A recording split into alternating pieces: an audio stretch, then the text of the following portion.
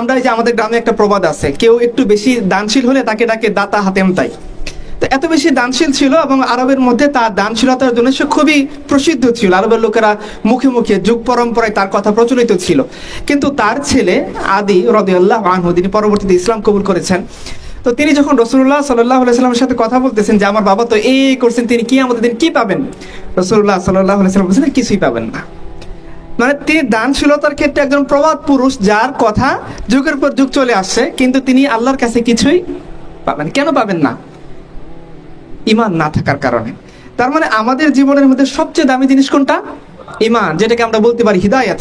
হিদায়াত নসিব হলে একজন মানুষ ঈমানের উপর টিকে থাকতে পারে বা ঈমান কবুল করতে পারে। অসুস্থতা, রাসূলুল্লাহ সাল্লাল্লাহু আলাইহি ওয়াসাল্লাম বলছেন, আপনারা জানেন যে মুমিনের কোনো লস প্রজেক্ট নাই। জানেন আপনারা এই হাদিসটা জানেন? সহিহ মুসলিম হাদিসের মধ্যে রাসূলুল্লাহ সাল্লাল্লাহু আলাইহি ওয়াসাল্লাম কি বলছেন যে মুমিনের কোনো লস প্রজেক্ট নাই। ধরেন মুমিন অসুস্থতার মধ্যে আছে, অসুস্থতায় অবস্থায় থাকলে মুমিনের জন্য কি হয়? খুব গুনাহ হয় নাকি যতক্ষণ সে অসুস্থ অবস্থায় আছে ততক্ষণ সে আল্লাহর কাছে রিওয়ার্ড পাইতে থাকে? কোনটা?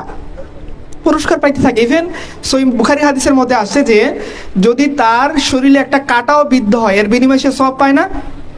সওয়াব পায়। এবং আরেকটা হাদিসের মধ্যে আসছে যে অসুস্থ ব্যক্তির দোয়া ফেরেশতাদের দোয়ার মতো কবুল হয়। আচ্ছা, তার মানে অসুস্থ অবস্থায় থাকা, একটু রুগ্ন অবস্থায় থাকা, দরিদ্র অবস্থায় থাকা বা সমাজের থেকে একটু স্ট্যান্ডার্ড নিচে থাকা, নিম্নবিত্ত বা আরো নিম্নবিত্ত হয়ে যাওয়া, দরিদ্র হালতে থাকা, অসহায়ত্বের মধ্যে থাকা, মজলুম অবস্থায় থাকা, এগুলো কোনোটাই আমার জন্য দুঃখের কারণ না, লসের কারণ না। বরঞ্চ আমার জন্য সবচেয়ে বড় লসের কারণ কোনটা? ঈমান না থাকা, হিদায়াত না থাকা। আমাদের একজন আম্মাজানকে সাহাবীরা জিজ্ঞাসা করছেন যে রাসূলুল্লাহ সাল্লাল্লাহু আলাইহি ওয়াসাল্লাম কোন দোয়াটা তিনি বেশি বেশি পড়তেন, বলেন তো কোন দোয়াটার কথা তিনি বলছেন? কে পারবেন? যিনি পারবেন তার জন্য একটা হাদিয়ার ব্যবস্থা থাকবে আমার তরফ থেকে। বলেন, আপনি আগে হাত উঠেছেন, বলেন। হ্যাঁ বলেন। সাব্বিত কলবি, ঠিক আছে ইনশাআল্লাহ। আমি আপনাকে একটা স্পেশালি হাদিয়ার ব্যবস্থা করব ইনশাআল্লাহ। তো দেখেন রাসূলুল্লাহ সাল্লাল্লাহু আলাইহি ওয়াসাল্লাম কোন দোয়াটা বেশি বেশি পড়তেছেন? ইয়া মুকাল্লিবাল কুলুব সাব্বিত কলবি আলা দীন। আচ্ছা, আপনারা বলেন যে এটাও কি সম্ভব যে কোন নবী ঈমানের পথ থেকে বিচ্যুত হয়ে যাবে? এটা সম্ভব? সম্ভব না, কারণ নবীদেরকে আল্লাহ তাআলা চুজ করছেন। নবীরা হচ্ছেন চোজেন পারসন, তারা যে ঈমান কবুল করবেন, ঈমান থেকে বিচ্যুত হবেন না, এটা আল্লাহ কর্তৃক নির্ধারিত, এটা কখনোই সম্ভব না। তাহলে আল্লাহ রাসূল সাল্লাল্লাহু আলাইহি ওয়াসাল্লাম এই দোয়াটা কেন বেশি বেশি পড়তেছেন? কেন? তার জন্যে না আমাদের জন্যে? আমাদেরকে শেখানোর জন্য যে দেখো, ঈমানের, তোমার জীবনের সবচেয়ে বড় দামি নিয়ামত হচ্ছে ঈমান, হিদায়াত এবং ঈমানের উপর অটল থাকা। তো তুমি, এবং এইটা এমন একটা গুরুত্বপূর্ণ জিনিস যে দুনিয়ার কোনো মানুষকে আল্লাহ সুবহানাহু ওয়া তাআলা এটা টিকিয়ে রাখার জিম্মাদারি দেন নাই। না এনএসএ এর কাছে আছে, না সিটিটিসির কাছে আছে, না কোনো ইমাম সাহেবের কাছে আছে, না কোনো ইমাম মুয়াজ্জিনের কাছে আছে, না মাদ্রাসার কোনো মুহতামিমের কাছে আছে। সে এইটার একমাত্র কর্তৃত্বের মালিকানা কার হাতে? আল্লাহ তাআলার হাতে। এবং হিদায়াত কে পাবে? এটা কে সেট আপ করেন? আল্লাহ সুবহানাহু ওয়া তাআলা সেট আপ করেন। এবং রাসূলুল্লাহ সাল্লাল্লাহু আলাইহি ওয়াসাল্লাম আরেকটা হাদিসের মধ্যে বলেছেন যে আদম সন্তানের কলব আল্লাহ সুবহানাহু ওয়া তাআলা 2 আঙ্গুলের মাঝখানে, তিনি যখন চান এটাকে কি করেন? ঘুরিয়ে দেন। তার মানে হেদায়েত কে পাবে, কে হেদায়েত থেকে বিচ্যুত হবে, কে হেদায়েতের পথে অটল থাকতে পারবে, কে পারবে না, এটা কে ঠিক করেন? আল্লাহ সুবহানাহু ওয়া তাআলা ঠিক করেন। এবং আল্লাহ রাসূল বারবার বলছেন কি এটা হচ্ছে দুনিয়ার সবচেয়ে বড় নিয়ামত, যেটা আল্লাহ সুবহানাহু ওয়া তাআলা এজ এ বান্দা হিসাবে, মানুষ হিসাবে কোনো মানুষকে তিনি দান করে থাকেন। একটা ঘটনা বলি, তাহলে বোঝা যাবে যে ব্যাপারটা আসলে কতটা ফজিলতপূর্ণ বা কতটা দামি। হ্যাঁ, ধরেন আপনারা জানেন রাসূলুল্লাহ সাল্লাল্লাহু আলাইহি ওয়াসাল্লামকে একজন ব্যক্তি ছিলেন যিনি ঈমান কবুল করেননি, কিন্তু তিনি রাসূলুল্লাহ সাল্লাল্লাহু আলাইহি ওয়াসাল্লামকে সাহায্য করেছেন। তার নাম কি? আবু তালিব, রাসূলুল্লাহ সাল্লাল্লাহু আলাইহি ওয়াসাল্লামের চাচা। উনি যেদিন মারা যাচ্ছেন, আল্লাহ রাসূল তো বারবার তার সাথে কথা বলছেনই, তিনি যখন মারা যাচ্ছেন তার অসুস্থ অবস্থায় কুরাইশরা আসে তার সাথে কথা বলতে। কেন আসছে? কুরাইশদের মূল টার্গেট ছিল যে তাকে রাসূলুল্লাহ সাল্লাল্লাহু আলাইহি ওয়াসাল্লাম থেকে বিচ্যুত করে দেওয়া। তিনি যে ঈমান কবুল না করেও রাসূলুল্লাহ সাল্লাল্লাহু আলাইহি ওয়াসাল্লামকে পলিটিক্যাল আশ্রয় দিয়ে রাখছেন, এটা থেকে বিচ্যুত করে দেওয়া, যাতে সে তাকে বলে যে না ঠিক আছে, আমার তো ভাতিজার সাথে আমার কোনো সম্পর্ক নেই, তোমরা যা খুশি তার সাথে করতে পারো। কারণ তিনি তখনও পর্যন্ত মক্কার সবচেয়ে বয়োজ্যেষ্ঠ নেতাদের একজন। আচ্ছা, তো এই জন্য কাফিররা গেছে যে লাস্ট পর্যন্ত একটু তাশকিল করবে যে তার সাথে তার ভাতিজার সম্পর্কটাকে ছিন্ন করা যায়। রাসূলুল্লাহ সাল্লাল্লাহু আলাইহি ওয়াসাল্লাম উনিও যখন শুনলেন যে তার চাচার অন্তিম অবস্থা ঘনিয়ে আসছে, তো তিনিও আসছেন। তার চাচার শিওরের পাশে আল্লাহ রাসূল সাল্লাল্লাহু আলাইহি ওয়াসাল্লাম বসা, আবু তালিবের শিওরের পাশে, এবং অপরদিকে মক্কার কুরাইশরা বসে, কুরাইশের টপমোস্ট লিডাররা হাজির, আবু জেহেল, উতবা, সাইবা, ওয়ালিদ ইবনে মুগীরা, এরা সবাই এসছে, এরা সবাই বুদ্ধিজীবী, মক্কার টপমোস্ট মোচওয়ালা বুদ্ধিজীবীদের মতো ওরাও বড় বড় বুদ্ধিজীবী, এবং এদের কারো করে 4টা-5টা পিএইচডি ডিগ্রি আছে। আবু সুফিয়ানের প্রায় 4টা-5টা পিএইচডি ডিগ্রি ছিল, তার মধ্যে একটা পিএইচডি ছিল এরকম যে সে উটের বিষটা থেকে বলে দিতে পারতো এই উট কোন অঞ্চল থেকে আসছে, সে নক্ষত্র গ্রহ পর্যবেক্ষণ করে বলে দিতে পারতো, বৃষ্টির পরিমাণ, আবহাওয়াবিদ ছিল আর কি, ফসল কেমন হবে এগুলো বলতে পারতো, কৃষিবিদ ছিল, এরকম কয়েকটা পিএইচডি ডিগ্রি তার কাছে ছিল। ওয়ালিদ ইবনে মুগীরা, সে একদিকে যেমন কূটনীতিবিদ, অপরদিকে সে আবার বড় কবি, এবং রাসূলুল্লাহ সাল্লাল্লাহু আলাইহি ওয়াসাল্লাম সে কথা বলতে গিয়ে সে নিজে ধরা খেয়ে গেছে। আচ্ছা, এরকম তো আছে। আর আবু জেহেলকে তো আবুল হাকামই বলা হইতো।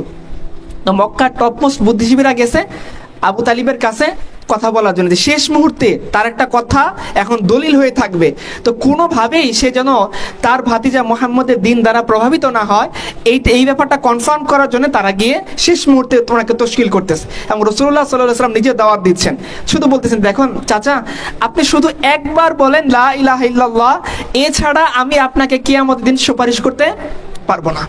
বারবার আল্লাহ যখন বলতেছিলেন, ওই পাশ থেকে আবু জেহেল বলতেছে যে ভারী তো বিপদ, এখন যদি সে দিন কবুল করে ফেলে তো আমাদের তো অবস্থা খারাপ।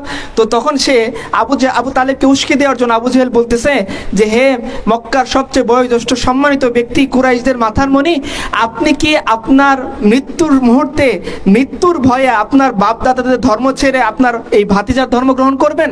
আবু তালিব এই কথার দ্বারা প্রভাবিত হয়ে গিয়েছে এবং সে আল্লাহ রাসূল সাল্লাল্লাহু আলাইহি ওয়াসাল্লামের দিন কবুল করতে পারেনি। এই যে দেখেন, রাসূলুল্লাহ সাল্লাল্লাহু আলাইহি ওয়াসাল্লাম যেদিন থেকে নবুয়ত অ্যানাউন্স করেছেন, আল্লাহ রাসূল তো রূহের জগৎ থেকেই নবী, তাকে তো সিলেক্ট করা হয়েছে আগে, প্রত্যেকটা নবীকেই তো আমাদের তাকদীর তো আল্লাহ সুবহানাহু ওয়া তাআলা আগে লিখে রেখেছেন। আচ্ছা, কিন্তু অফিসিয়ালি যখন তিনি অ্যানাউন্স করছেন যে আমি নবী, আমি দাওয়াতি কাজ করতেছি, তোমরা এই বাক্যের দিকে আসো, লা ইলাহা ইল্লাল্লাহ পড়ো, তখন থেকে নিয়ে মৃত্যু পর্যন্ত যে লোকটা, যে কাফের সবচেয়ে বেশি রাসূলুল্লাহ সাল্লাল্লাহু আলাইহি ওয়াসাল্লামকে সহায়তা করেছে, তার নাম কি? আবু তালেব। কিন্তু এই লোক ঈমান কবুল করেনি, হিদায়াত তার কপালে নসিব হয়নি। না হওয়ার কারণে কি হবে, এত আমল, যেমন দেখুন মক্কায় তখন আল্লাহ রাসূলের কোনো আশ্রয় নাই, যে গুটি কয়েক ব্যক্তির কাছে তিনি আশ্রয় পান তাদের মধ্যে অন্যতম হচ্ছেন আবু তালেব।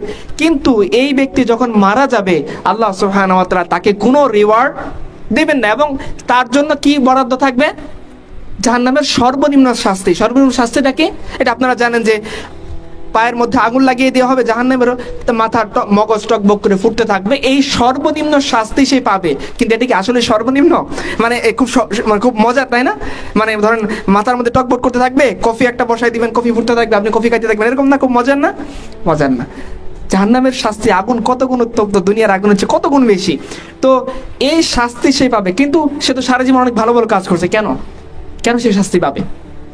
হিদায়াত তার নসিব হয়নি।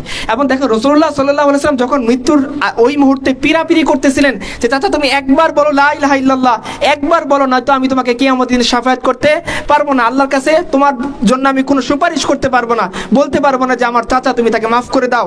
তখন ওই মুহূর্তে আবু তালিব ঈমান কবুল করেনি, সে বেঈমান অবস্থায় দুনিয়া থেকে চলে গেছে, তাকে আল্লাহ সুবহানাহু ওয়া তাআলা হিদায়াত দেননি, তার কপালে হিদায়াত লিখে রাখেননি। কিন্তু আবু তালিব এত পরিশ্রম, এত কষ্ট, তিনি আবু তালিব কে ছিলেন জানেন? যে শিয়াবে আবু তালিবের মধ্যে পুরো বনি হাশেম গোত্র প্রায় 3 বছর রাসূলুল্লাহ সাল্লাল্লাহু আলাইহি ওয়াসাল্লামের জন্য আয়না ঘুরেছিল।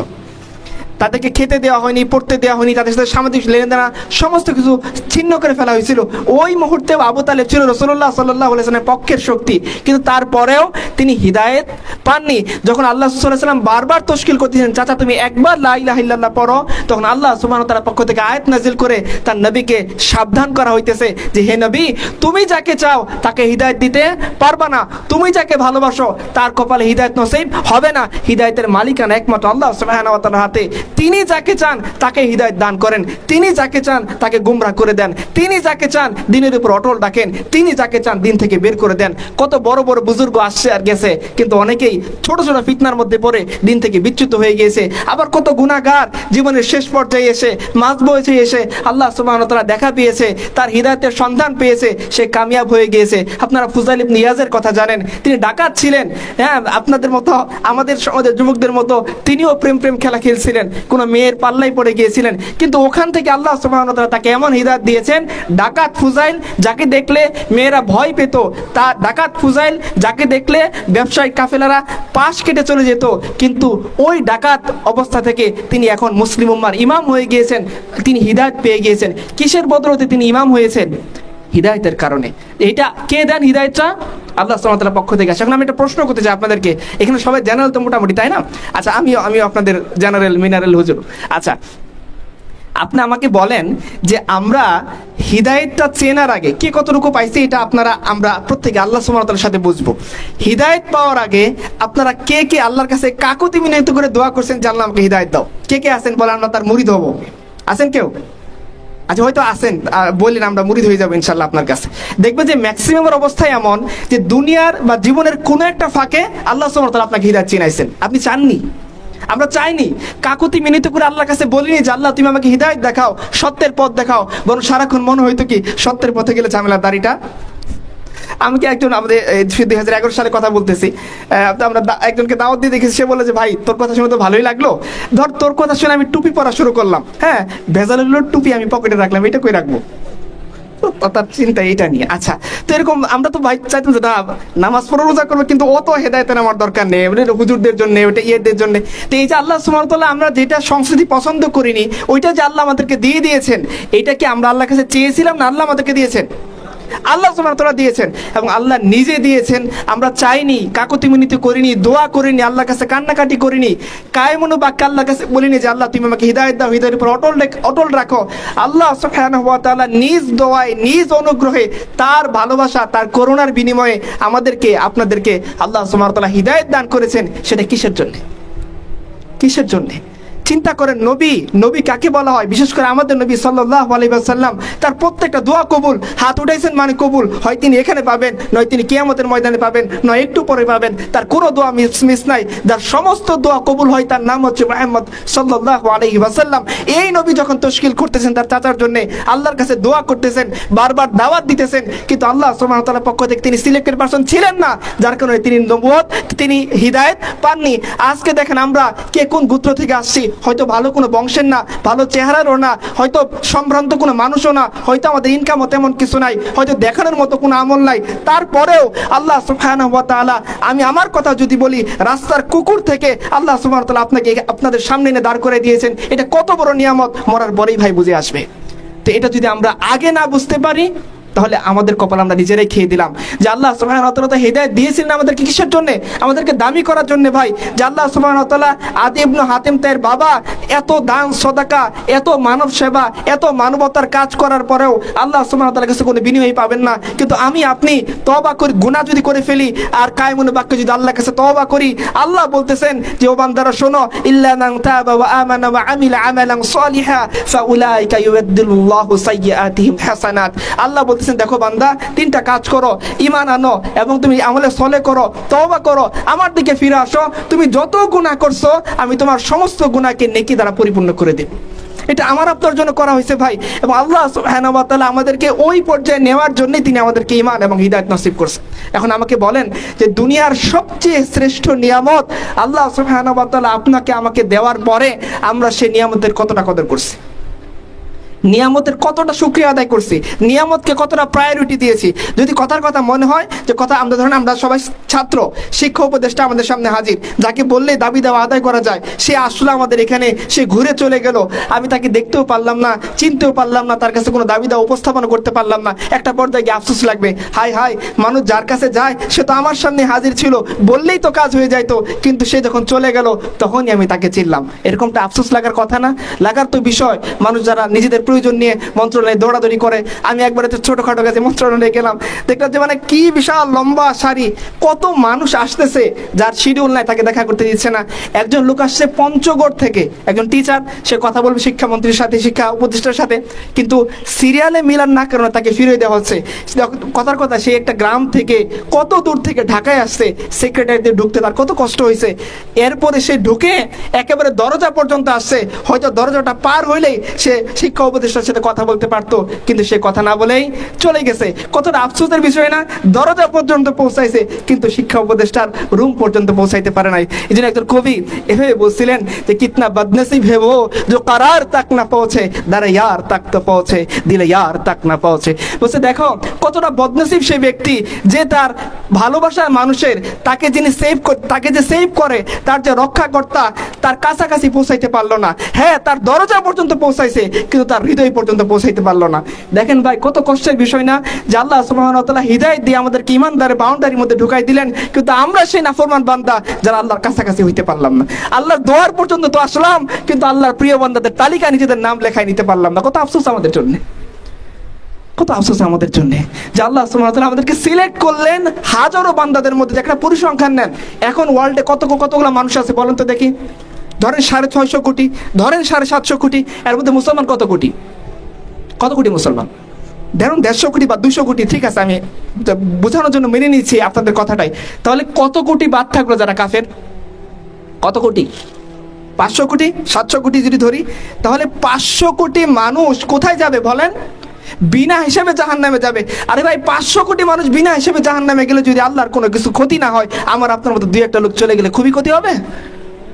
আল্লাহ বাঁচাননি আমাদেরকে, আল্লাহ সিলেক্ট করেননি আমাদেরকে, আল্লাহ বোঝাননি হেদায়েত মানে কি, আল্লাহ বোঝাননি আল্লাহ মানে কি, ইসলাম মানে কি, দিন মানে কি, নবী মানে কি। তাহলে এত কিছু বোঝানোর পরেও যদি আমরা সে আল্লাহর দিকে ফিরে না আসি, আল্লাহর জন্য কাজ না করি, আমাদের চোখের সামনে যদি সেই আল্লাহ দিন, আমাদের চোখের সামনে যদি আমাদের নবীজির দিন, আমাদের চোখের সামনে আবু বকর, উমর, উসমানের রক্তমাখা দিন যদি জমিন থেকে মিটে যায়, আর আমরা যদি এই মুখ নিয়ে আল্লাহর সামনে সাক্ষাৎ করি, আবার যদি দাবি করি যে আল্লাহ তুমি তো হিদায়াত দিয়েছিলা, আল্লাহ যদি জিজ্ঞাসা করেন যে হিদায়াত পাওয়ার পর তুমি কি কাজ করেছিলে, আমাকে জিজ্ঞাসা করা হবে না? কিয়ামতের দিন নবী সাল্লাল্লাহু আলাইহি ওয়াসাল্লাম বলেছেন আল্লাহ সুবহানাহু ওয়া তাআলা 5টা প্রশ্ন করবেন, এই প্রশ্নের উত্তর দেওয়া ব্যতীত কাউকে এক পা নড়তে দেওয়া হবে না। তার মধ্যে একটা প্রশ্ন স্পেশালি করা হবে, যেটা আমার এবং আপনার জন্য, যে আল্লাহ সুবহানাহু ওয়া তাআলা বলবেন, হে যুবক, তোমাকে যৌবন কাল দেওয়া হয়েছিল, তুমি সেটা কোন কাজে কাটাইছো? আমরা কি বলবো? तुझे पहले बचपन ने बरसों खिलाया, जवानी ने फिर तुझको मजनू बनाया, बुढ़ापा ने फिर तुझको क्या क्या सताया, और अजल तेरा कर देगा बिल्कुल सफाया। আমরা বলবো যে আল্লাহ, ছোটবেলায় পুতুল খেলছি বাচ্চাদের সাথে, পোলাপানদের সাথে, আর বড় হয়ে কি করছি? বড় হয়ে আশিক মাসুক প্রেম খেলা করছি। বুড়া হয়ে কি করছি? বুড়া হয়ে তো হাসপাতালে দৌড়াদৌড়ি করছি। লিভারের সমস্যা ছিল, লিভার সিরোসিস, ডাক্তারের কাছে যাও। কিডনির সমস্যা, ডাক্তারের কাছে যাও। চোখে দেখি না, ডাক্তারের কাছে যাও। এরপর হুট করে মৌত চলে আসছে, আল্লাহ তোমার কাছে চলে আসছে। এই তো, এটা অ্যাকসেপ্ট করা হবে? অ্যাকসেপ্ট করা হবে না। তো আমরা যদি এটা না বুঝি ভাই যে আল্লাহ সুবহানাহু ওয়া তাআলা আমাদেরকে কত দামি বানাইছেন, মনে হয় না এই জিনিসটা আমরা কদর করতে পারবো। আর যদি কদর করতে না পারি, তাহলে আপনি শুনেন আপনার আল্লাহ কি বলছেন। আল্লাহ সুবহানাহু ওয়া তাআলা বলে দিয়েছেন, লা ইন শাকারতুম লা আযীদান্নাকুম ওয়া লা ইন কাফারতুম ইন্না আযাবি লাশাদীদ। যে বান্দা, মনে রাখো, তুমি যদি আমার নিয়ামতের শুকরিয়া আদায় না করো, কদর না করো, তাহলে মনে রেখো আমি শুকরিয়া আদায় করবো, বাড়িয়ে দেবো। আর যদি শুকরিয়া আদায় না করো, মনে রেখো আমার আযাব কিন্তু অনেক কঠিন। এই যে নিয়ামত, এই যে হিদায়াত আল্লাহ সুবহানাহু ওয়া তাআলার পক্ষ থেকে দেওয়া হয়েছে, এই হিদায়াত যদি আল্লাহ কেড়ে নেয় আর আমি যদি জাহান্নামে চলে যাই, সেই দিন বুঝতে পারবো যে নিয়ামতের কত দাম ছিল। একটু চিন্তা করেন, রাসূলুল্লাহ সাল্লাল্লাহু আলাইহি ওয়াসাল্লামের জন্ম কোথায় হয়েছে ভাই? মক্কায় হয়েছে না? রাসূলুল্লাহ সাল্লাল্লাহু আলাইহি ওয়াসাল্লাম ঘুমিয়ে আছেন কোথায়? কোথায়? আল্লাহ সাল্লাল্লাহু আলাইহি ওয়াসাল্লাম যখন হিজরত করে চলে যাচ্ছেন, মক্কার উঁচু ভূমিতে গিয়ে তিনি কাবার দিকে তাকিয়ে বারবার বলতেছিলেন, আল্লাহর কসম, হে কাবা, তুমি কত সুন্দর, তুমি কত উত্তম, জমিনের মধ্যে তোমার ভূমি কত শ্রেষ্ঠ, কিন্তু আল্লাহর কসম, আমার স্বগোত্রীয় লোকেরা যদি ষড়যন্ত্র না করতো, আমি তোমার এখান থেকে চলে যেতাম না। রাসূলুল্লাহ সাল্লাল্লাহু আলাইহি ওয়াসাল্লামের কাছে প্রিয় ভূমি কাবা ছিল, বাইতুল্লাহ ছিল। আমরাও সেই কাবা বাইতুল্লাহকে প্রিয় ভাবি, প্রিয় মনে করি। কিন্তু রাসূলুল্লাহ সাল্লাল্লাহু আলাইহি ওয়াসাল্লামের শেষ আশ্রয়, শেষ যে ভূমিতে ধরনের সবচেয়ে শ্রেষ্ঠ মানুষটা ঘুমিয়ে আছেন, সেটা কোথায়? কেন? রাসূলুল্লাহ সাল্লাল্লাহু আলাইহি ওয়াসাল্লাম যখন মক্কা বিজয়ের পর চলে আসলেন মক্কায়, তো আনসারী সাহাবীরা খুব বেচैन হয়ে গেলেন যে রাসূল সাল্লাল্লাহু আলাইহি ওয়াসাল্লাম কি আমাদেরকে ছেড়ে চলে যাবেন? কে বলবেন এই কথা? তারা বুঝতে পারতেছিলেন না, নিজেদের মধ্যে কথা বলতেছিলেন। এই কথা রাসূলুল্লাহ সাল্লাল্লাহু আলাইহি ওয়াসাল্লামের কানে গিয়ে পৌঁছাইলো। রাসূলুল্লাহ সাল্লাল্লাহু আলাইহি ওয়াসাল্লাম তখন সাফা পাহাড়ের উপরে ছিলেন, মানুষের হাত থেকে বায়াত নিয়েছিলেন। এই কথা কানে পৌঁছানো মাত্রই তিনি আনসারীর দিকে ডাক দিয়েছেন যে, তোমরা কি এই ধরনের কথা বলতেছিলা যে আমি মক্কায় থেকে যাব? মক্কার আমার এই ভূমি, যেখানে আমি জন্ম নিয়েছি, এই ভূমির আকর্ষণ আমাকে পেয়ে বসছে, তোমরা কি এই টাইপের কথা বলতেছিলা? আনসারী সাহাবীরা লজ্জায় মাথা হেট করে ফেলছেন, কারণ ভাবছেন হয়তো রাসূলুল্লাহ সাল্লাল্লাহু আলাইহি ওয়াসাল্লাম কষ্ট পেয়ে গেছেন তাদের কথা শুনে। তখন তিনি তার আর কোনো জবাব দিচ্ছেন না, চুপ করে আছেন। রাসূলুল্লাহ সাল্লাল্লাহু আলাইহি ওয়াসাল্লাম বলতেছেন যে, আর আনসারীরা, শুনে রাখো, আমার জন্ম, আমার মৃত্যু, আমার জীবন, আমার মরণ, আমার বেঁচে থাকা, আমার সজাগ থাকা, আমার সমস্ত হায়াত তোমাদের সাথে বাধা। আমি তোমাদের সাথেই তোমাদের সাথে চলে যাব। যখন রাসূলুল্লাহ সাল্লাল্লাহু আলাইহি ওয়াসাল্লাম কাফিরদেরকে একটা যুদ্ধের পরে বেশি গনিমত দিচ্ছিলেন, তাদেরকে ইসলামের দিকে আকৃষ্ট করার জন্য। তখন এই আনসারী সাহাবীরা একটু মনক্ষুণ হয়েছেন, তাদের মধ্যে কানাঘুষা চলতেছিল যে আমরা রাসূলুল্লাহ সাল্লাল্লাহু আলাইহি ওয়াসাল্লামের পক্ষে তলোয়ার ধরে উহুদের যুদ্ধে, খন্দকের যুদ্ধে রাসূলকে রক্ষা করেছি, আর এই কাফেররা তারা বেশি বেশি গনিমত নিয়ে যাচ্ছে, যারা এখন ইসলাম কবুল করেনি। রাসূলুল্লাহ সাল্লাল্লাহু আলাইহি ওয়াসাল্লাম এই কথা শোনার পরে আনসারী সাহাবীদেরকে বলছিলেন, ও আমার সাহাবীরা, তোমরা কি এতে সন্তুষ্ট নাও? এরা গনিমতের উট, ভেড়া, বকরি নিয়ে চলে যাবে, আর তোমরা তোমাদের রাসূলকে নিয়ে চলে যাবা।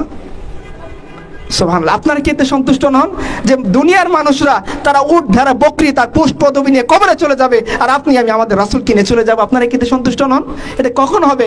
যখন ভাই আমার ঈমান আমাকে কবর পর্যন্ত নিয়ে যাবে, যখন আমি ঈমান সহকারে আল্লাহ সুবহানাহু ওয়া তাআলার সামনে দাঁড়াইতে পারবো, যখন আমি হিদায়াত সহকারে মৃত্যুবরণ করতে পারবো, তখন হবে আমার ওই অবস্থা।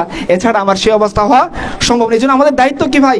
আমাদের দায়িত্বটা হচ্ছে এই হিদায়াতটাকে গুরুত্ব দেওয়া, সবচেয়ে শ্রেষ্ঠ নিয়ামত পাওয়ার পর সেটাকে কদর করা এবং সেই অনুসারে আল্লাহ সুবহানাহু ওয়া তাআলার জন্য কাজ করা। আপনাকে আমাকে এমন একটা দিন আল্লাহ সুবহানাহু ওয়া তাআলা দিয়েছেন, সুবহানাল্লাহ। একটু নিজেরা মুহাসাবা করি ভাই, যে আমরা এই যে ধরেন আমাদের 20, 25, 30 বছর বয়স, আমরা আমাদের এই লাইফ টাইমের কতটা বছর আল্লাহ সুবহানাহু ওয়া তাআলার জন্য দিয়েছি বলেন তো, হিসাব করে। 1 বছর টানা, 2 বছর, 5 বছর হবেই না হয়তো। আমরা হেদায়েতই পাইছি 4-5 বছর আগে, ইসলাম বুঝতে বুঝতে আমাদের 2-3 বছর সময় লেগে গেছে। এই কয়েকদিন আগে দিনী হকের সাথে আমাদের দেখা হয়েছে। তো আল্লাহ সুবহানাহু ওয়া তাআলা যখন জিজ্ঞাসা করবেন তুমি আমার জন্য কি নিয়ে আসছো, আমরা কি বলবো? যে আল্লাহ আমি তো বিসিএস এর প্রশাসন ক্যাডারে ছিলাম, তাই না? আল্লাহ আমি তো অমুক কোম্পানির কি এমডি ছিলাম।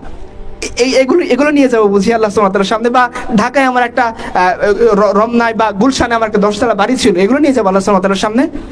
কি নিয়ে যাবো আল্লাহ সুবহানাহু ওয়া তাআলার সামনে? কি থাকবে আমার সামনে যখন আমার রব আমাকে জিজ্ঞাসা করবে তুমি আমার জন্য কি আনছো?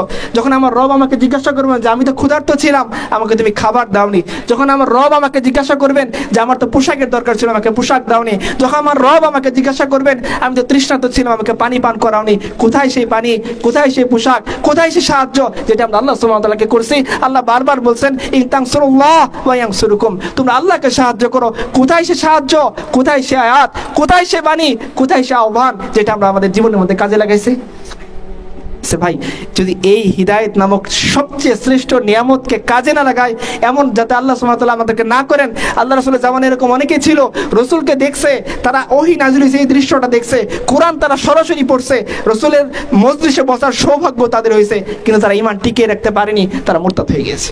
এরকম অনেক মুনাফিক ছিল যারা প্রকাশ্যে ইসলামের কথা বলতো, রাসূলের পাশে বসতো, তলোয়ার আল্লাহ রাসূলের পক্ষেই ধরতো মানুষকে দেখানোর জন্য, কিন্তু শেষমেশ তার ঈমানের উপর টিকে থাকতে পারেনি। বলেন ভাই আমাদের উপরে সেই কোন ওহী নাযিল হয়েছে যে ওহীর বদৌলতে আমরা মনে করছি যে ঠিক আছে যেভাবে আছে জীবন চলুক, যেভাবে এখন করতেছি এইভাবেই করি, সামনে যেভাবে খুশি ওইভাবেই চলবো, আর আল্লাহ সুবহানাহু ওয়া তাআলা আমাকে হিদায়াতের উপর অটল রাখবেন? এই ওহী কবে নাযিল হয়েছে আমাকে বলেন? লাস্ট কবে আপনার কাছে ওহী আসছে যে ওহীর কারণে আমি আপনি এত বেশি নিশ্চিত হয়ে গেছি যে না আমার এই ঈমান টিকিয়ে রাখার জন্য কোনো কিছু করা লাগবে না? হ্যাঁ, বিসিএস এর জন্য শক্ত প্রিপারেশন নেওয়া লাগবে, হ্যাঁ ভর্তি পরীক্ষার জন্য শক্ত প্রিপারেশন লাগবে, সিজিপিএ 4 এর মধ্যে 3.98 বা 3.93 তোলার জন্য প্রচুর পরিশ্রম করা লাগবে, কিন্তু আখিরাতের জন্য কোনো পরিশ্রমের দরকার নেই, ওটা ফোর্থ সাবজেক্ট হিসেবে রেখে দাও। এই ওহী লাস্ট কবে আপনার কাছে আমার কাছে নাযিল হয়েছে আমাকে একটু বলেন। তাহলে আমরা আর বকবক করবো না, এখান থেকে চলে যাবো, আপনারাও চলে যাবেন, সময় নষ্ট করার কি দরকার অযথা বলেন? আর যদি ওহী নাজিল না হয় তাহলে আমি বলবো যেগুলো ওহী ইতিমধ্যে আপনাদের সামনে বললাম, রাসূলুল্লাহ সাল্লাল্লাহু আলাইহি ওয়াসাল্লাম বলেছেন, তার মানে এটা আল্লাহর পক্ষ থেকে আসছে, আল্লাহ সুবহানাহু ওয়া তাআলা বলেছেন, তার মানে এটা আল্লাহর পক্ষ থেকে আসছে। আর আল্লাহ আমাদেরকে বলেছেন যে কিয়ামতের দিন আমাদেরকে প্রশ্ন করা হবে, এবং সেটা ছাড়া আল্লাহ সুবহানাহু ওয়া তাআলা আমাদেরকে এক পাও এখান থেকে আগাতে দেবেন না। আমরা সেই প্রশ্নের জন্য, সেই ভাইবা বোর্ডের জন্য আমাদের কি প্রস্তুতি আছে আমাকে একটু বলেন। আজকে আমরা ইসলামটাকে এমন খেল তামাশার পাত্র বানাই ফেলছি ভাই, বিশ্বাস করেন আমরা ইসলামের জন্য কিছুই করিনি। যদি করতাম আল্লাহ সুবহানাহু ওয়া তাআলা এই ভূখণ্ডকে অনেক আগে আমাদের জন্য বিজয়ের জন্য প্রস্তুত করে দিতেন। আমরা করিনি। আফগান ওয়ালারা 43 বছর মেহনত করার পর ইমানত কায়েম করছে, আমরা 43 মিনিটও মেহনত করিনি ভাই।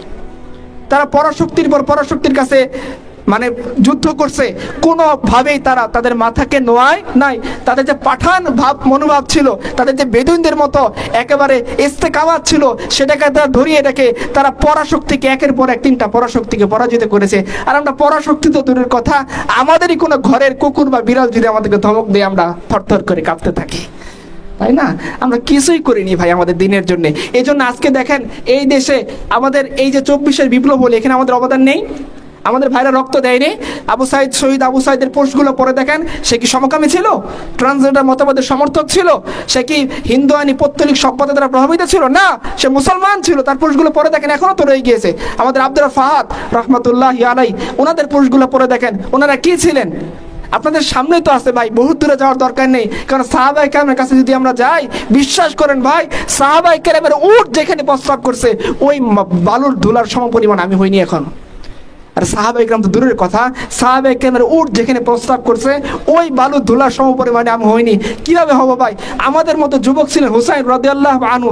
দেখেন হুসাইনের জীবনী পড়ে দেখেন, মাথায় নই আসবে যে হুসাইন তুমি কোথায় আর আমি কোথায়। তুমিও তো আমার মতো যুবক ছিলা, তোমারও পরিবার ছিল। আমার একটা বাচ্চা নেই, তোমার একাধিক বাচ্চা ছিল, তোমার স্ত্রী ছিল, তোমার বোন ছিল, তোমার ভাই ছিল, সবগুলো তুমি কারবালার ময়দানে কেন কুরবানি করে গিয়েছো? উত্তর একটাই আসবে, যে আল্লাহর দ্বীনের নুসরতের জন্য। আপনি জিজ্ঞাসা করেন আব্দুল্লাহ ইবনে ওমরকে, যে রাসূলুল্লাহ সাল্লাল্লাহু আলাইহি ওয়াসাল্লামের চাচা জাফর ইবনে আবু তালিবের ঘটনাটা আমাকে শোনাও। আব্দুল্লাহ ইবনে ওমর বলবে যে মুতার যুদ্ধে আমিও ছিলাম, জাফর ইবনে আবু তালিব মুতার যুদ্ধের সেনাপতি ছিল। যখন তার লাশ আমার সামনে আসলো, আমি দেখলাম তার ওইখানে প্রায় 90টার বেশি আঘাত, এবং একটা আঘাতও আমি পিছ থেকে পাইনি। সবগুলো আঘাত জাফর ইবনে আবি তালেব রাদিয়াল্লাহু আনহু সামনের দিক থেকে ফিরাইছেন আল্লাহর দ্বীনের জন্য, আল্লাহর রাসূলুল্লাহ সাল্লাল্লাহু আলাইহি ওয়াসাল্লাম দেওয়া ওয়াদার জন্য, আল্লাহর দ্বীনকে বিজয়ী করার জন্য। আমাদের শরীরে কয়টা আঘাত আছে? রাসূলুল্লাহ সাল্লাল্লাহু আলাইহি ওয়াসাল্লামকে জিজ্ঞাসা করেন যে ইয়া রাসূলুল্লাহ সাল্লাল্লাহু আলাইহি ওয়াসাল্লাম, আপনি কি সারা জীবন বসে তাসবিহ টিপছেন, কমফোর্ট জোনে থাকছেন? আমাদের মতো, আমাদের তথাকথিত পীর সাহেবদের মতো হাজারো মুরিদ নিয়ে এসি রুমে বসে ইসলামের দাওয়াত দিয়েছেন? আল্লাহ রাসূল বললেন, আরে না না না, তুমি উহুদের যুদ্ধে চলে যাও। দেখো ইবনু কামিয়া যখন আমাকে আঘাত করে, আমার শরীরের মধ্যে, ঘাড়ের মধ্যে আমার লোহার টুপি ভেঙে ঢুকে গেছে, মাথা দিয়ে রক্ত পড়তেছে, আর আমি রাগের কারণে দোয়া করতেছি যে তোমরা কেমন উম্মত, তোমরা কেমন কওম যারা তার রাসূলকে রক্তাক্ত করে দেয়। আপনি সাহাবীদেরকে জিজ্ঞাসা করেন, সাদ ইবনে আবি ওয়াক্কাস, আব্দুল্লাহ ইবনে তালহা, আবু যুবায়ের, আবু বকর, উমর, উসমানকে বলো তোমরা দ্বীনের জন্য কি করছো? ওরা বলবে, আরে ভাই, যখন রাসূলুল্লাহ সাল্লাল্লাহু আলাইহি সাল্লাম হিজরতের জন্য আমাকে ডাক দিছে, আমার ঘরে যা ছিল সব নিয়ে আল্লাহ রাসূলের জন্য চলে গেছি। কখনো বলিনি আমার মেয়ে আয়েশা কি খাবে, আমার বৃদ্ধ মা তিনি কি খাবেন, আমার অন্ধ বাবা তিনি কি খাবেন, আবু কুহাফা তার কথা চিন্তা করিনি। আল্লাহ রাসূল বলেছিল 4 মাস আগে যে আবু বকর, আল্লাহ সুবহানাহু ওয়া তাআলা তোমাকে কোন শ্রেষ্ঠ মানুষ মিলিয়ে দিবেন যার সাথে তুমি হিদায়াত করবা। আমি সেই যে প্রস্তুতি নিছি, আমার 2টা উটকে প্রস্তুত করে রাখছি, গাইডকে বলে রাখছি, অর্থকে জমিয়ে রাখছি। আল্লাহ রাসূল এসে ডাক দিবেন যাতে আল্লাহ রাসূলের করে দেরি না হয়, সাথে সাথে লাব্বাইক বলে চলে যেতে পারি। আপনি জিজ্ঞাসা করেন আমাদের সাহাবায়ে কেরামকে, আপনি জিজ্ঞাসা করেন আমাদের সুহাইব রুমিকে রাদিয়াল্লাহু আনহু, তাকে জিজ্ঞাসা করেন তুমি কি করছো তোমার দ্বীনের জন্য। দেখেন তিনি কি বলেন আমাদের সামনে। তিনি যখন হিজরত করে যাচ্ছেন মক্কা থেকে মদিনাতে, কাফেররা বলছে তোমাকে যেতে দিব না, তুমি যে সমস্ত সম্পদ রুম থেকে মক্কায় আসার পর ব্যবসা করে যা অর্জন করছো সব আমাদেরকে দিয়ে যেতে হবে, এছাড়া তোমার আমরা মক্কা থেকে মদিনাতে যেতে দিব না। সুহাইব রুমি রাদিয়াল্লাহু আনহু তার সমস্ত সম্পদ কাফেরদের হাতে তুলে দিয়ে তিনি মদিনায় চলে গিয়েছেন। রাসূলুল্লাহ সাল্লাল্লাহু আলাইহি সাল্লামকে যখন এই কথা বলা হয়েছে যে সুহাইব রুমি তো দুনিয়ার সমস্ত সম্পদ যা সে অর্জন করেছিল সেটা কাফেরদের হাতে তুলে দিয়ে তিনি নিঃস্ব অবস্থায়, রিক্ত অবস্থায়, খালি হাতে, অসহায় অবস্থায় পায়দল হাঁটতে হাঁটতে মক্কা থেকে মদিনায় চলে গেছেন। ইয়া রাসূলুল্লাহ, এটা তিনি কেমন কাজ করছেন? আপনাদের রাসূলকে জিজ্ঞাসা করেন। রাসূলুল্লাহ সাল্লাল্লাহু আলাইহি সাল্লাম বলতেছেন, আল্লাহর কসম, সুহাইব রুমি যে আল্লাহর সাথে ব্যবসা করছে সেই ব্যবসা লাভজনক হয়েছে। আমি আপনি হলে মাসলা দিতাম, আমি আপনি হলে আবেগী কথা শোনাইতাম, আমি আপনি হলে হয়তো লাইন ছড়া হয়ে যেতাম, কিন্তু তিনি সমস্ত সম্পদকে কুরবান করে দিয়ে যখন আল্লাহ সুবহানাহু ওয়া তাআলার রাস্তায় হিজরত করে চলে যাচ্ছেন, এই মুহূর্তে রাসূলুল্লাহ সাল্লাল্লাহু আলাইহি সাল্লাম বলতেছেন যে সুহাইব রুমির ব্যবসা লাভবান হয়েছে। বলেন সে কোন ব্যবসা সর্বশেষ আল্লাহ সুবহানাহু ওয়া তাআলার সাথে আমি আর আপনি করছি, যে ব্যবসা আমার সাথে আল্লাহর সাথে লাভজনক হয়েছে? বলেন সেই ব্যবসাটার নাম কি? বলেন সে কোন জীবন? এটা কোন জীবন যে জীবনের মধ্যে আল্লাহ থাকেন না? এটা কোন জীবন যে জীবনের মধ্যে রাসূল থাকেন না? এটা কোন জীবন যে জীবনের মধ্যে সাহাবায়ে কেরামের কুরবানি থাকে না? এটা কোন জীবন যেখানে ইমামদের মধ্যে ইস্তেকামাত থাকে না? এটা কোন জীবন, কোন মুসলমানের জীবন? আমাকে একটু বলেন ভাই, আমি মেনে চলে যাই এখান থেকে। কোনো দরকার নেই আলোচনার, কোনো দরকার নেই সমালোচনার। যদি আমরা দিনের জন্য দাঁড়িয়ে যাই, দিন অনেক আগে কায়েম হয়ে যাইতো, কিন্তু আমাদের দিন কেন কায়েম হচ্ছে না? আহমদ শাহ আবদালী রহমতুল্লাহি আলাই যখন ভারতবর্ষ আক্রমণ করতে আসলেন, মারাঠাদের একজন কামান বাহিনীর প্রধান ছিলেন ইব্রাহিম কার্দি। ইব্রাহিম কার্দিকে তিনি বলছেন, দেখো ভাই, এটা কিন্তু ঈমান এবং কুফরের লড়াই, আমি তোমাকে দাওয়াত দিচ্ছি, আমি আসছি। আমাকে শাহ ওয়ালিউল্লাহ মুহাদ্দিস দেহলভী রহমতুল্লাহি আলাই চিঠি লিখে বলছেন, ভারতবর্ষে মারাঠাদের আক্রমণ বেড়ে গেছে, জোর জুলুম করতেছে, ইসলামকে নাম নিশানা মিটিয়ে ফেলতেছে, তুমি আসো আমাদের ভারতবর্ষের মানুষকে উদ্ধার করো। আমি এই জন্য আসছি, এটা ঈমান এবং কুফরের লড়াই, তুমি ঈমানের তাবুতে চলে আসো, কুফরের তাবুকে ছেড়ে দাও। ইব্রাহিম কার্দি বলছিল যে না, আমি নুন খাইছি মারাঠার, আমি এখন মারাঠার গুণ গাবো। যখন মারাঠারা পরাজিত হইল, ইব্রাহিম কার্দিকে আহমদ শাহ আবদালী রহমতুল্লাহ আলাই এর সামনে আনা হলো, তখন আহমদ শাহ আবদালী একটা কথা বলছিলেন, খাতাকার কেলে মাফি হে গাদ্দার কেলে কই মাফি নেই। তুমি তো ইসলাম এবং মুসলিম উম্মার সাথে গাদ্দারি করছো, তোমার কোনো মাফ নেই। একই মাত্রার গাদ্দার আমরাও। যখন পাকিস্তান কায়েম হইলো 1947 সালে, আল্লাহর কাছে ওয়াদা করলাম, আল্লাহ খেলাফতে উসমানিয়া মিটে গেছে, এমন একটা ভূখণ্ড আমাদেরকে দাও যেখানে আমরা ইসলাম কায়েম করব, তোমার রাসূলের দ্বীন কায়েম করব। আমরা বললাম পাকিস্তান কা মতলব কিয়া, লা ইলাহা ইল্লাল্লাহ। যখন সেই পাকিস্তান আমাদেরকে দেয়া হলো, আমরা আল্লাহর সাথে গাদ্দারি করলাম, আর এই গাদ্দারি পরিণতি আমরা বছরের পর বছর ধরে ভোগ করতেছি। আজকে এই ভূখণ্ডের মধ্যে কোনো বরকত নাই, আমাদের মধ্যে কোনো ধরনের সাকিনা নাই, প্রশান্তি নাই, যুবকদের মধ্যে শান্তি নাই, ঘরের মধ্যে পর্দা নাই। আমাদের আম্মাজান আয়েশা, আম্মাজান ফাতেমার মহিলারা একেবারে বেপর্দায় চলাফেরা করে। বলেন ভাই, এটা কোন জীবন? এরকম জীবন দেখার আগে তো আমাদের মৌতও ভালো ছিল, যে আমাদের বোনেরা আজকে স্টেজে বসে নাচে, আর আমাদের বোনের বাবারা ওই স্টেজের মধ্যে বসে বলে আমার মেয়ে খুব সুন্দর করে নাচতেছে। এরকম দৃশ্য দেখার আগে তো আমাদের মৌত হয় ভালো ছিল। এরকম দৃশ্য দেখার আগে আমাদের মৌত হওয়া ভালো ছিল, যে আজকে আমাদের ভূখণ্ডে বসে আমাদেরই লেবাসদারি কিছু লোক সমকামিতার পক্ষে কথা বলে, ট্রান্সজেন্ডারের পক্ষে কথা বলে। এরকম জীবন দেখা দেখে মৌতই ভালো ছিল। 90% মুসলমানের দেশ বলে দাবি করি, কিন্তু 90% মুসলমানের আশা আকাঙ্ক্ষাকে কোনো ধরনের দাম দেওয়া হয় না। সামিয়া লুৎফাকে দাম দেওয়া হয়, ডক্টর সলিমুল্লাহ খানকে দাম দেওয়া হয়, ডক্টর ইউনুসকে দাম দেওয়া হয়, ডক্টর শামসুল আরিফের শক্তির কোনো দাম দেওয়া হয় না। বলেন ভাই, এই সমাজ দিয়ে আমরা আপনারা কি করবো? এরকম লাঞ্ছিত জীবন আমাদের আর কতদিন থাকবে? ওই যে আল্লাহর সাথে গাদ্দারি করছি, ওয়াদা করছিলাম আল্লাহ একটা ভূখণ্ড দাও, হিন্দুস্তানের হিন্দুদের হাত থেকে, ব্রাহ্মণবাদীদের কালো হাত থেকে আমাদেরকে রক্ষা করো। আল্লাহ সে ওয়াদা পূরণ করেছেন, আমাদের ভূখণ্ড দিয়েছেন, ক্ষমতা দিয়েছেন, আমাদেরকে মিসাইল পাওয়ার দিয়েছিলেন, আমাদেরকে আহমদ শাহ আবদালী, ঘড়ি, বাবর মিসাইল দিয়েছিলেন। কিন্তু আবদালী মিসাইল, বাবর মিসাইল, ঘড়ি মিসাইল, হাতাফ 1 2 3 4 5 একটাও আমরা আল্লাহ তার রাসূলের জন্য ব্যবহার করিনি। তার ফলশ্রুতিতে পাকিস্তান আজকের সবচেয়ে একটা ব্যর্থ রাষ্ট্র, আজকে বাংলাদেশ সবচেয়ে একটা ব্যর্থ রাষ্ট্র। এর কারণ কি? বাংলাদেশে মানব সম্পদের অভাব ছিল, লোকবলের অভাব ছিল, প্রাকৃতিক সম্পদের অভাব ছিল, কিছুরই অভাব ছিল না, একটারই অভাব ছিল। বাংলাদেশ, পাকিস্তান যে ভূখণ্ড আল্লাহর সাথে ওয়াদা হয়েছিল, তুমি যদি আমাকে ভূখণ্ড দাও, লা ইলাহা ইল্লাল্লাহর উপরে এই ভূখণ্ডের আইন, এই বিধান, এই সংবিধান কায়েম করব, সেই যে ওয়াদা, এর সাথে গাদ্দারি করছে। এই সেই ওয়াদা মনে রাখবেন। আল্লাহ খাতাকার গুনাহগারকে মাফ করে দেন, আল্লাহ কোনো গাদ্দারকে মাফ করেন না। গাদ্দারের শাস্তি একটাই, গাদ্দারকে অবশ্যই শাস্তি পাইতে হবে। আল্লাহ সুবহানাহু ওয়া তাআলা দুনিয়াতে তাকে বেজ্জতি করবেন, আল্লাহ সুবহানাহু ওয়া তাআলা আখিরাতে তাকে বেজ্জতি করবেন, যার ফলাফল এখন আমরা পরবর্তীতে দেখতে পাচ্ছি। আমাদের শিক্ষা ব্যবস্থা, সেখানে আমরা কিছু বলতে পারি না। আমরা পতাকা, সেটা আমরা উড্ডয়ন করতে পারি না। আমরা ইসলামের কথা জোরে সমস্যা বলতে পারি না। আমরা দ্বীনের কথা বলতে পারি না। এই জীবন, এই দ্বীন, এই ঈমান, এরকম ভূখণ্ড দিয়ে আমরা কি করবো? আমাদেরকে বলেন, আজকে আমাদের কোথায় আমাদের দাম আছে? আমাকে একটু বলেন। না শিক্ষা ক্ষেত্রে আমাদের কথা শোনা হয়, না সংস্কৃতির ক্ষেত্রে আমাদের কথা শোনা হয়, না মিডিয়ায় আমাদের কথা শোনা হয়, না ওয়াজের ময়দানে ভালো ভালো হুজুরদেরকে কথা বলতে দেওয়া হয়, না মসজিদের মিম্বার হুজুরদেরকে কথা বলতে দেওয়া হয়। এই যে একটা জীবন, এই জীবন দিয়ে আমরা কি করবো ভাই? আমরা বলি 90% মুসলমানের দেশ, বলি 92% মুসলমানের দেশ, কিন্তু 92% মুসলমানদের মধ্যে প্রায় 40%, 50%, 60% যে সেকুলার হয়ে গেছে, এই কথা আজকে আর কেউ বলতে চায় না। আজকে আম্মাজান আয়েশা, আম্মাজান ফাতেমার মহিলারা, এই আম্মাজান আয়েশা, আম্মাজান ফাতেমার বেটিরা, তারা ফেসবুকে স্ট্যাটাস দেয় সে কয়টা পরপুরুষের সাথে রাত কাটাইছে। এর চেয়ে তো হিন্দি ভালো ছিল। যখন হিন্দ রাদিয়াল্লাহু আনহা রাসূলুল্লাহ সাল্লাল্লাহু আলাইহি সাল্লামের কাছে দ্বীনের জন্য বায়াত নিতে আসলো, রাসূলুল্লাহ সাল্লাল্লাহু আলাইহি সাল্লাম একটা কথা বলতেছিলেন, বায়াতের মধ্যে মহিলাদের তিনি অনেকগুলো কথা বলছিলেন, তার মধ্যে একটা ছিল হিন্দ তুমি কখনো ব্যভিচার করবে না। এই কথা বলার সাথে সাথে এই হিন্দ, যখন তিনি মুসলমান হননি, মাত্র সময়মতো দ্বীনের মধ্যে প্রবেশ করতেছেন, তিনি আল্লাহ রাসূলের হাত সামনে থেকে হাত সরাই নিয়েছেন, রাসূল সাল্লাল্লাহু আলাইহি ওয়াসাল্লাম দূরে। তিনি বলতেছেন, ইয়া রাসূলুল্লাহ, এটা কেমন কথা আপনি বললেন? কোন স্বাধীন, কোন সম্ভ্রান্ত নারী সে কি জিনা করতে পারে? আজকে আমাদের আম্মাজান আয়েশা, ফাতিমা আর খাদিজার মহিলাদেরকে জিজ্ঞাসা করেন, এরা বলবে যে আমি অমুক পুরুষের সাথে রাত কাটেছি, এতগুলা ছেলেকে খাইছি, এতগুলা পরপুরুষের সাথে বিছানায় শুয়েছি। আপনি বলেন, এই ধরনের বোন, এই ধরনের মা, এই ধরনের পরিবার নিয়ে আমরা কি করবো? কি করবো আমরা?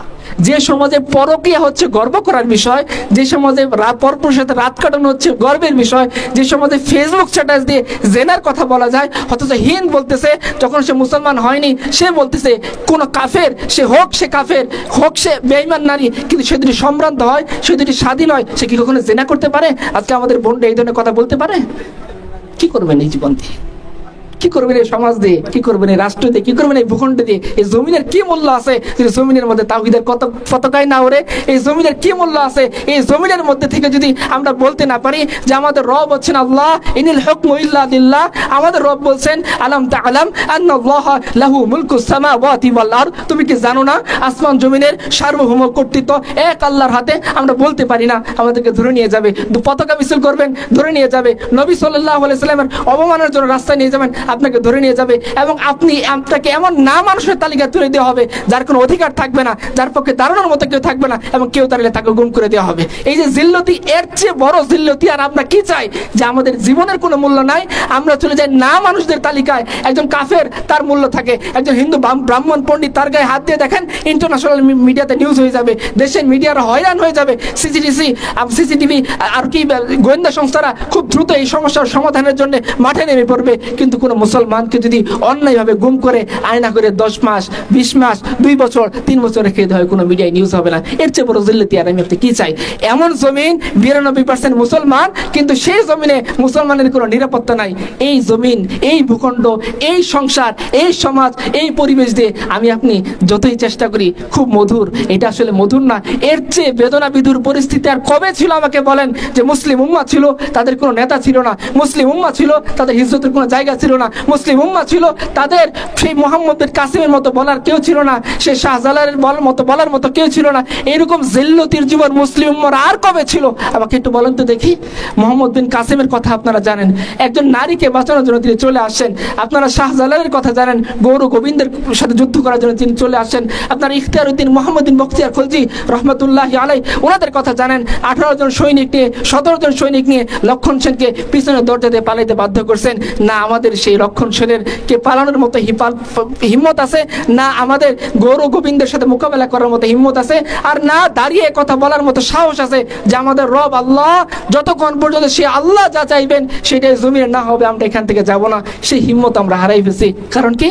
কারণ হচ্ছে আমরা আল্লাহর সাথে গাদ্দারি করেছি। আল্লাহকে বলেছিলাম একটা ভূখণ্ড দাও, তোমার দিন তোমার ইসলাম কায়েম করব, সেই যে ওয়াদা ছিল সেটা আমরা মানিনি। আমাদের পূর্বপুরুষরা সেই ওয়াদা ভুলে গেছে, আর আমরা প্রজন্মে সেই সেকুলার শিক্ষা ব্যবস্থার কাঠামো থাকার কারণে সেই চেতনা, সেই বোঝ, সেই সমাজ সব হারাই বসি, আর আমরা মনে করছি আমরা খুব ভালোই আছি।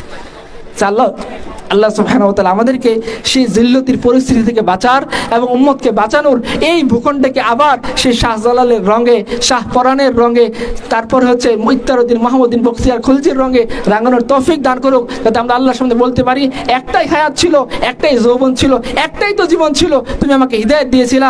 আল্লাহ, এমন অবস্থায় তোমার সাথে সাক্ষাৎ করেছি যখন তুমি আমার দিকে তাকিয়ে আছো আমার দিকে রহমত করার জন্য, আমি তোমার দিকে তাকিয়ে আছি তোমার রহমত পাওয়ার জন্য, এবং আমি যখন তোমার কাছে চলে যাচ্ছি বারবার তোমার কাছে গিয়ে বলতেছি আল্লাহ তুমি আমাকে আবার দুনিয়াতে পাঠাও, আবার আমি গিয়ে তোমার জন্য জীবন দিব।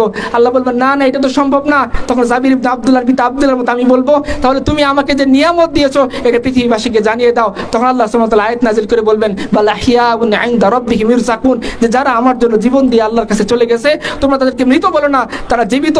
সত্যিকার অর্থে যদি বেঁচে থাকতে চান এই মানবের মাঝে একটাই রাস্তা, সেই রাস্তাটা কি? আল্লাহর জন্য জীবনটা দিয়ে চলে যাওয়া। শেষ করতেছি একটা ছোট্ট কবিতা দিয়ে। একজন বলছিলেন, ইকবাল বলছিলেন, এ গাজী এ তেরা পুরস্কার বান্দে जिन्हें तूने बख्शा है ज़ौक़े खुदाई, दोने में इनके ठोकर से सहरा व दरिया, सिमट कर पहाड़ इनके हाइबत से राई, दो आलम से करती है बेगाना दिल को अजब चीज़ है लज्जत आशनाई, शहादत है मतलूब मकसूद मोमिन, न माले गनीमत न किश्वार कुशाई। সবাইকে ধন্যবাদ। আসসালামু আলাইকুম ওয়া রাহমাতুল্লাহ।